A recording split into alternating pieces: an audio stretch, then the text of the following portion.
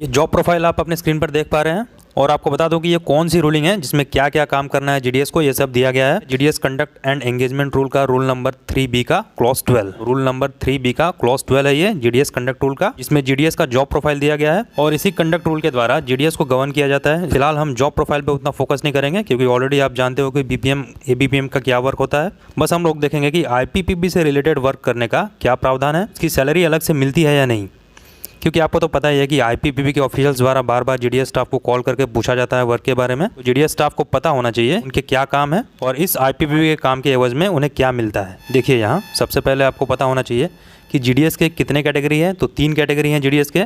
पहला है GDS BPM मतलब जीडीएस ब्रांच पोस्ट मास्टर, दूसरा है एबीपीएम मतलब असिस्टेंट ब्रांच पोस्ट मास्टर और तीसरा है डाक सेवक।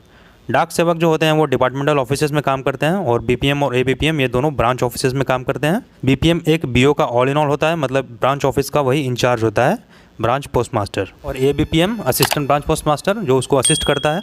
अब देखते हैं यहाँ क्या लिखा है, जो यहाँ अंडरलाइन किया गया है उस पर फोकस करना है, यही मेन बात लिखी गई है। ये ऊपर तो वही सब है, काम के बारे में लिखा गया है, जो ओरिजिनल वर्क है उसके बारे में लिखा गया है ऊपर। अंडरलाइन वाला देखिए, however work performed for IPPB will not be included in calculation of TRCA since the same is being done on incentive basis. मतलब आपको समझ में आया कि जो आईपीपीबी से रिलेटेड जीडीएस एम्प्लॉयज़ काम करते हैं इसके बदले उन्हें कोई टीआरसीए नहीं दिया जाता। टीआरसीए मतलब टाइम रिलेटेड कंटिन्यूटी अलाउंस, जो जीडीएस को सैलरी मिलती है उसी को टीआरसीए बोला जाता है। और यह क्लियर लिखा है कि आईपीपीबी के काम के लिए उन्हें सैलरी नहीं दी जाती है क्योंकि आईपीपीबी का काम इंसेंटिव बेस पर होता है। इसके लिए जीडीएस स्टाफ को इंसेंटिव दिया जाता है, मतलब जितना वर्क जीडीएस स्टाफ आईपीपीबी का करेंगे उतना ही इंसेंटिव मिलेगा। तो ये एकदम क्लियर हो गया कि आईपीपीबी का काम जीडीएस एम्प्लॉय करेंगे तो इंसेंटिव काम के हिसाब से मिलेगा, नहीं करेंगे तो नहीं मिलेगा, लेकिन सैलरी जितनी मिलती है उतनी तो मिलती ही रहेगी। तो इस हिसाब से मुझे लगता है कि जो प्रेशर जीडीएस एम्प्लॉयज़ पर बनाया जाता है वो नहीं बनाना चाहिए, और ये बीपीएम के केस में लिखा है। अब देखिए एबीपीएम के जॉब प्रोफाइल में भी यही सेम चीज़ लिखी गई है, देखिए अंडरलाइन किया है यहाँ। और डाक सेवक के केस में भी देखिए यहाँ भी लिखा हुआ है, अंडरलाइन वाला देख सकते हैं आप।